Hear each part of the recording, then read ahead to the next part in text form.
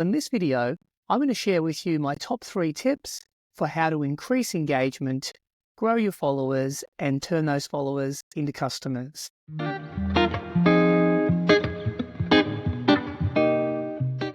For those of you that don't know me, my name is Chris Bindley and I'm the founder of Straight Up Digital and Straight Up Coaching. And I've been looking after customers now for the last 15 years. And one of the things that comes up often is how people are able to grow their social media channels, but also how to turn those followers into customers. So the first tip that I wanted to share with you today is understand your audience. It's important when you understand your audience because you're able to tailor the content for them. Now, when I talk about audience, the core areas that I talk about is demographics, geographics, and psychographics. So the demographics is the who. So let's talk about that specific customer. How old are they? Are they married or single? And then we talk about the geographics. So with the geographics, where is your customer? If they're located in a specific area like a capital city, then that might change the content that you would post, as opposed to if they were in a regional city or regional town. And the psychographics, so the things that they're actually interested in. Do they follow any particular pages? This definitely helps you craft your content.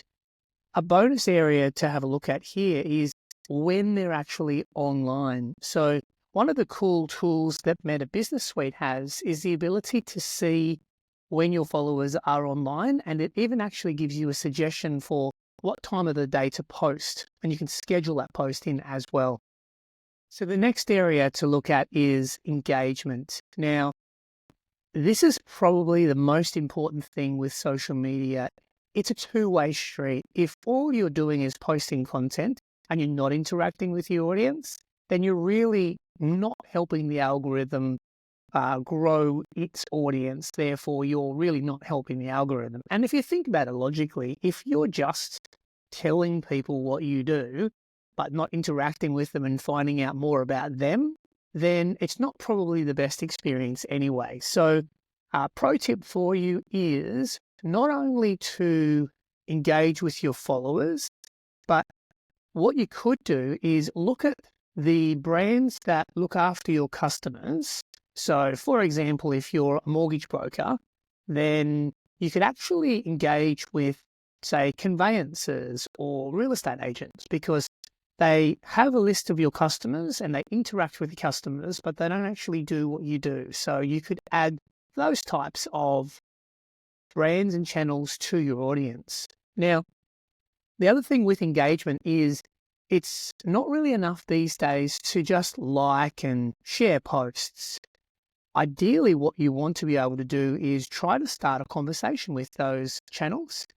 Because if we think about engagement isn't, as the, say, mortgage broker, interacting with the conveyancing channels and trying to steal their customers or woo those customers over. What it really is about supporting those channels with their customers. So if they make a post, be meaningful in interacting with them, ask questions, create a conversation. And that's really the pro tip that will help your engagement fly, by actually engaging rather than what I see quite commonly when people come to me is that if they are engaging, it's at very face value. They are just pressing like and hoping that's enough. And these days, if you look at particular posts, you'll see that liking isn't enough. So, one level is liking, the next level is commenting, but that last level I talked about is engaging with the channels, and this is not just your partners, this is everybody, and creating conversation for the community. Now, the next area is value-driven content. And what I mean by value-driven content is not just serving out stuff that you want to serve out, serving out stuff that's actually going to be useful for your clients. So things like education.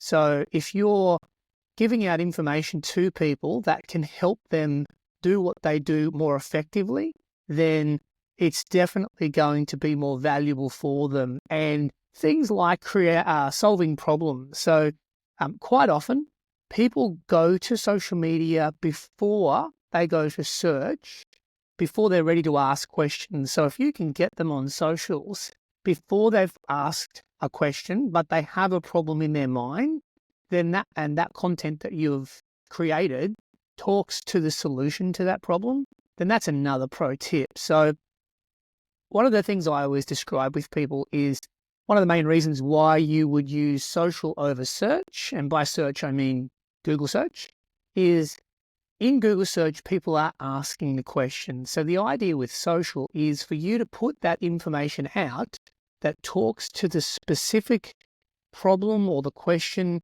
that the audience has. And again, that audience is defined by, like I said in the first point, your demographics and geographics. So you've got the right people, you're targeting the right questions or the right problems, and you can either be educating them or answering their problems.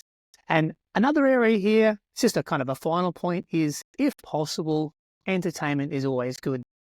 Now, it's not always easy with a particular genre to be entertaining, but it certainly helps because something that's both, or not both, but has kind of like the triple dip where it's educational, it solves my problems, and it's easy to read, then I'm going to want to consume that more. And especially if we kind of go via the structure that we have, I really feel that you're talking to me and you're answering my questions, and I can vibe with what you're saying, and also you're interacting with me, then I think that for me would hands down win a user-based engagement. And from an algorithm perspective, it's absolutely what pretty much all of the channels want to see. And what I've seen of late is the share of audience eyes and ears is really changing. So I'm seeing a lot in LinkedIn where if you're making posts that are engaging and you're also talking with other people and creating conversation, you're definitely getting a lot more exposure than you used to. And then really that final or a final bonus is to be authentic. Being authentic is much more valuable than being succinct and clean and crisp, but fake. Be structured and focused. So what I normally do is I normally have a structure to what I'm doing, and typically I follow the intro, some form of a validation, the information I want to talk about, and then a summary at the end. And there is a really cool book from Russell Brunson called .com Secrets, and it talks about the concept of hook, story, offer. And you can kind of adapt that if there isn't a specific offer. You could maybe replace that with call to action, but it's pretty cool. You've got the hook, you have the story, and you have the offer. And the idea of the hook is to keep them on the line, with the fishing analogy, long enough for them to hear the story. Because if we think about it, we're scrolling in wherever it is, Facebook, LinkedIn, Instagram, and we see something, our attention span is much lower than perhaps what it might have been. And it's obviously getting faster and faster. And if you watch Generation Z, they literally will scroll. So the hook really needs to be something that stops them in their tracks, railroads their thoughts. So sometimes it's good to think left of field. If you're just another XYZ, then that's not going to make you stand out from the crowd. Now, the story is important because people resonate with other people. Quite often, the stories that resonate with me are people that have made mistakes and they've either had a redemptive opportunity or they've tried something and hasn't worked and they've built from there. And indeed, that's kind of the nature of my business, has been that I've tried a lot of things. I've definitely grown a business that I'm very proud of.